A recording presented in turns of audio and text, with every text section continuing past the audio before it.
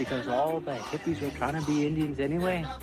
They're going to become more repressive because it's a matter of dollars and their illusionary concepts of power. Hey, Victor. We must live in balance with the earth. And also with recent happenings at Wounded Knee. I am awake. Welcome to Native Roots Radio Presents I'm Awake, and I'm your host, Wakanja Hade. Hey, Katagita, all my friends and relatives in four directions. You are listening to Native Roots Radio Presents I'm Awake, and I'm your host, Robert Pilot.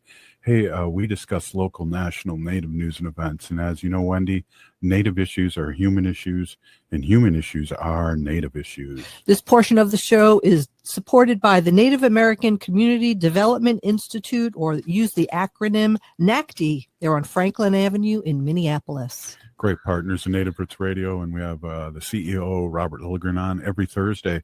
Hey, speaking of every Thursday, every Friday we have State Senator Mary Kunesh on, but we asked her if she could come on and speak to what happened this weekend. We're all sad here, and we really, really appreciate State Senator Mary Kunesh coming on a few days early, and you'll have your normal slot on Friday, but I thought it'd be really important to touch base with you and check in on you and check on what's happened in our community. Welcome, State Senator. Thank you, Wopulatonka. It's been a really hard couple of days, not just for myself, but for legislators in general, for elected officials, for our communities, our state, our nation. Yeah, it's been tough. Yeah, well, you know, we thought about you right away and reached out as soon as we heard on Saturday, and you were okay. So all this kind of transpired early in the morning Saturday, like 2 or 3 in the morning, and I'm sure people reached out to you, and you did precautions with your family. Can you talk us through that a little bit and what you heard right away? Sure. Well, yeah, it started in the wee hours of the morning. We were contacted by our leadership. I'm an assistant majority leader in the Minnesota Senate.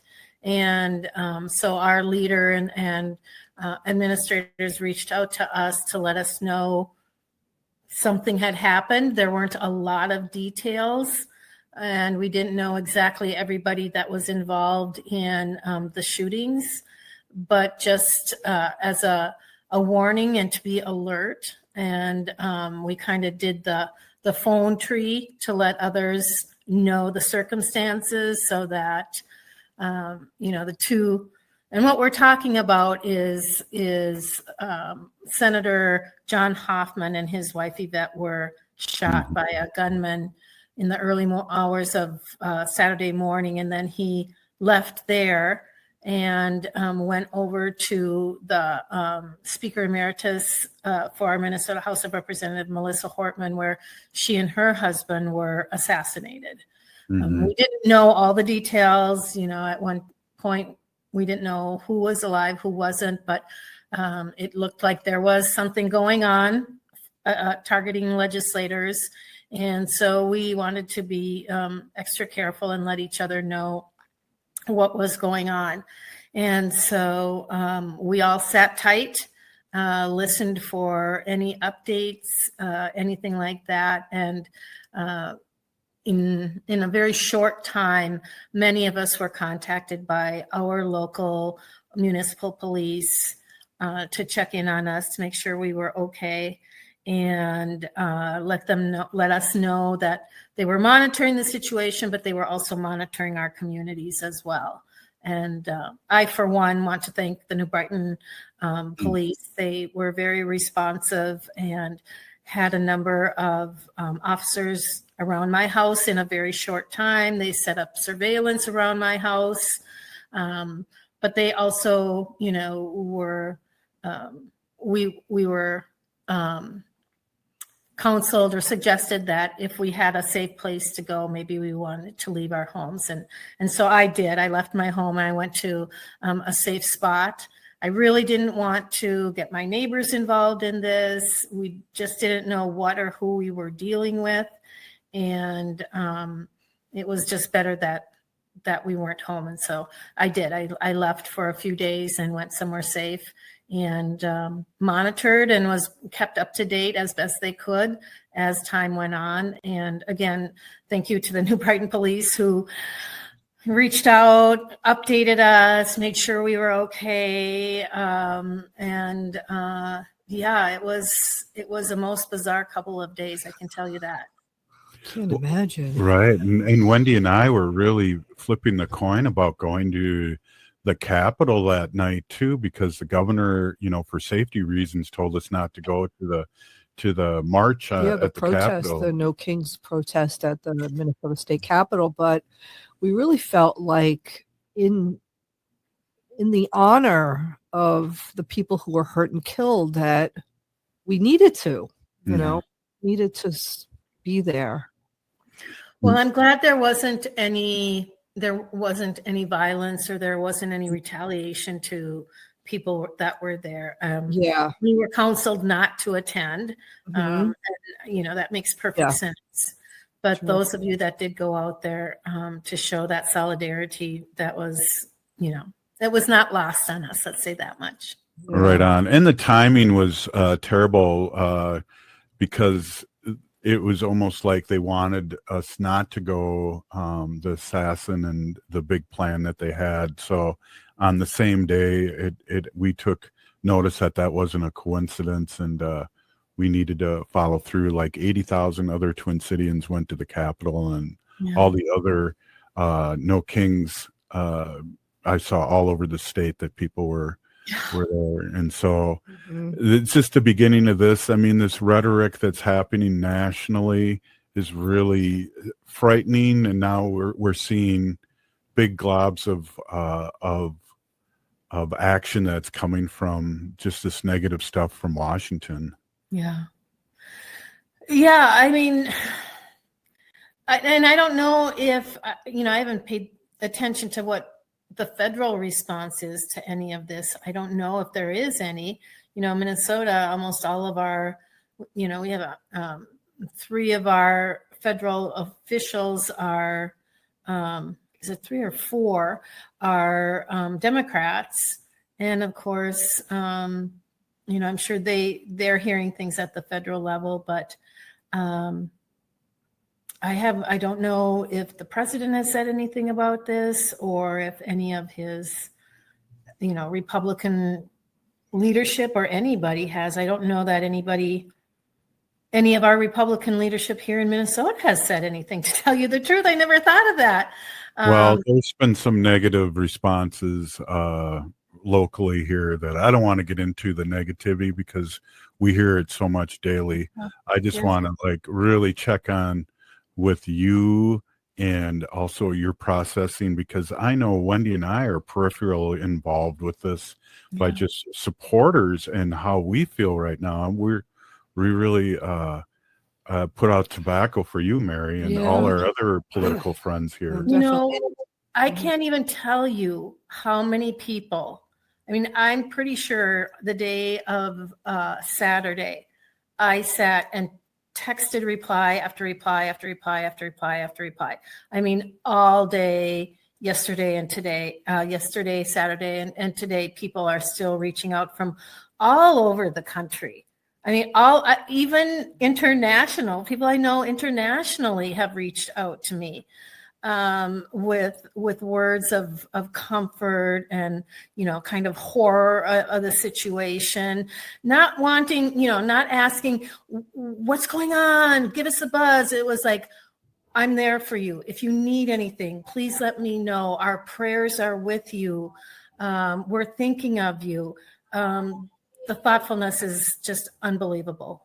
It's lovely. Hey, we're here with State Senator Mary Kunesh, a little special edition of Monday at Native Roots Radio, and we're going to talk a little bit more. I know you're really busy, but we appreciate you stopping in and letting our audience know, just knowing how you're doing, and we really appreciate it.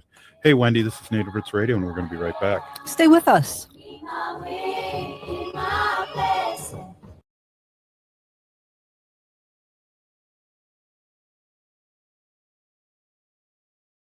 Anine. I'm Lieutenant Governor Peggy Flanagan, and you are listening to Native Roots Radio. Welcome back to Native Roots Radio presents I'm Awake, and this is Robert Pilot. This portion of the show is supported by Native American Community Clinic on Franklin Avenue in Minneapolis, honoring health and tradition. I love that tagline. Hey, it's a special edition of Native Roots Radio right now, and we have State Senator Mary Kunesh, who's usually on our Friday show, and she's been generous enough to come on and talk a little bit about what's happened this weekend, and also just talking maybe about the legacy of your colleague. And I really want to see how you're taking care of yourself. I know it's been a long session, a long, hard session, and kind of ending it with this has been really tough on you and everybody involved. Yeah, it has been really very, very difficult. Luckily we have a really great caucus. Our Senate DFL caucus has been really supportive of each other. We are all in a huge hurt, but we've been able to stay in constant communication and dispelling, inaccuracies, checking in on each other. It's been unifying in a lot of ways, but we all are hurting, hurting in our own ways. Mm-hmm. And, I appreciate the work at those at the Capitol that are working to provide us with the kind of maybe mental health support. Should we reach out for it or need to talk to somebody about these things? This isn't something easy. It's not something we just have to kind of push through or, buckle up, and be tough sort of thing. These are real emotions. I mean, we almost lost one of our members, John Hoffman, and his wife. Mm-hmm. And it's been a really tough session to begin with the loss of our very, very special beloved Carrie Dietzig, who passed away early in session. So, it's still really raw for many of us. And then there are some of us that served in the Minnesota House with Melissa Hortman. When I was first elected to the Minnesota House, she was just elected as our leader in the speaker in the House. And, she was a great leader. I mean, people will say these things about, people, but really and truly, she was a leader. She led and built such cohesiveness within her caucus. It was amazing. I remember soon after I was elected as a newbie, she asked me to join her for lunch, and we sat for about 2 hours and ate lunch together. And she asked me about what my priorities were, what I wanted to work on, how the caucus could support us. When I came quickly to realize that our caucus and the legislature as a whole were woefully lacking in understanding what goes on in Indian country. Right.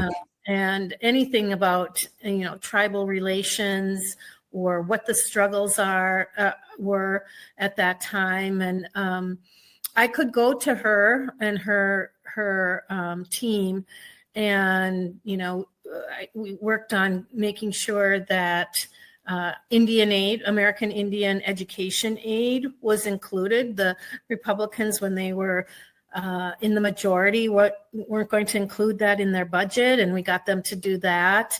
I brought up a lot of Native issues. Remember, it was in the House that I passed the Missing and Murdered Indigenous Women's Task Force. Mm-hmm. And Melissa was a huge champion. And there were, again, I was new. I didn't know how things work. I don't know how to start a task force, right? Right. And going to Melissa and to her team for guidance, like, what do I do? How does this work? And she's like, you're a legislator. You tell us you tell them what you want.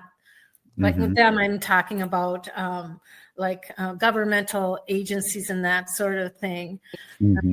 She really chipped in and worked on our behalf to make sure that did get passed as well. So that was under her tenure.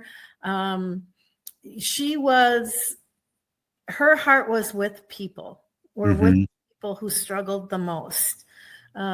She was a lawyer, so she had a keen legal mind.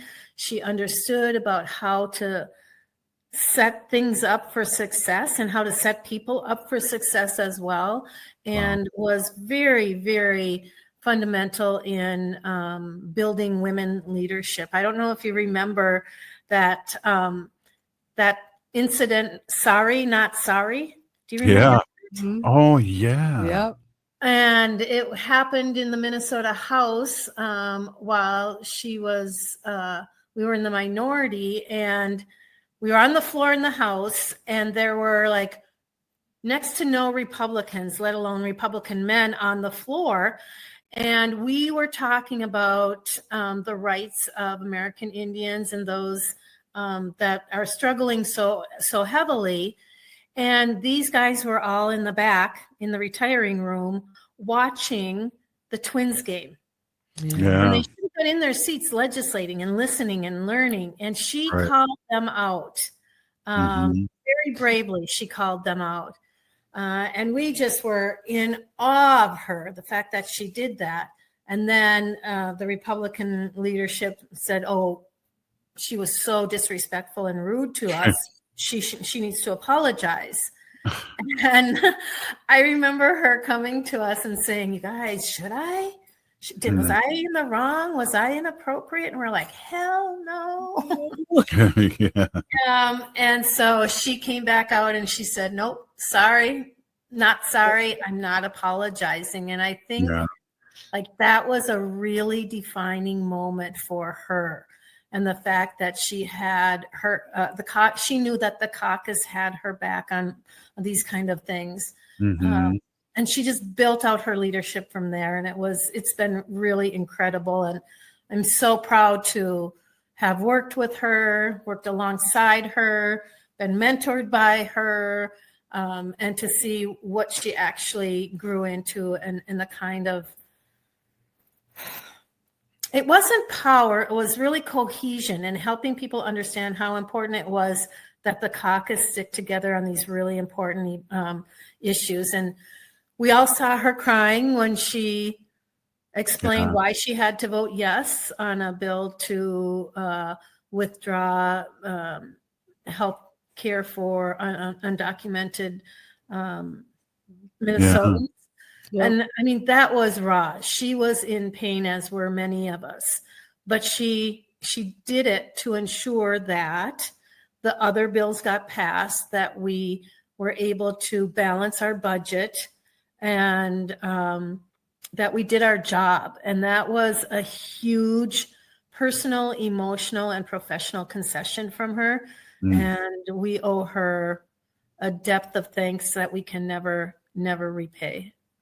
Wow, what a great tribute. What a legacy, really, that she left, and it's just horrifying that this took place. It's just horrifying. I blame one person for this. One person. Yeah. I don't even have to. We don't even have to say their name. I know state senators stopping in here on her off day with Native Roots Radio.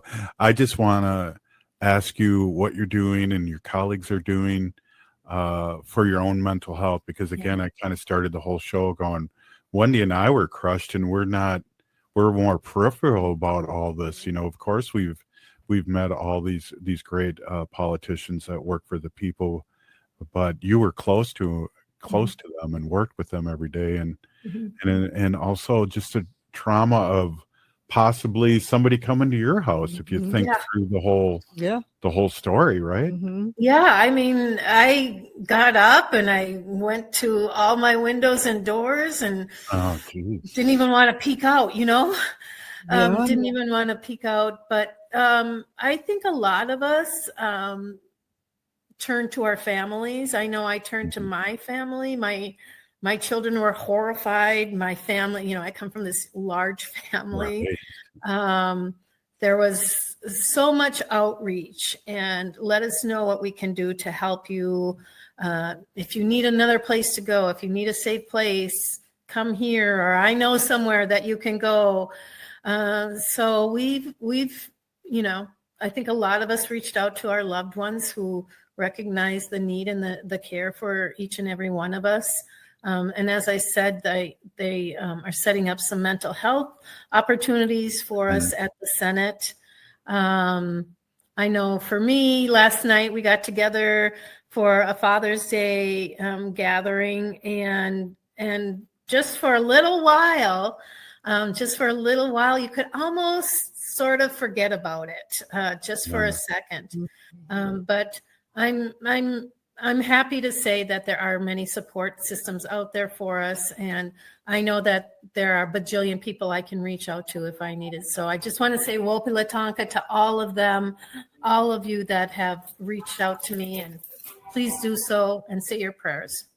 Thank you so much. And I know this is just so sudden afterwards, and I really appreciate you talking to our listeners like this and letting them know that you're okay, and then also a great tribute that you just had. I really appreciate you and coming on today, especially. Thank you so Thank much. you, Senator Mary. Nina Gigi.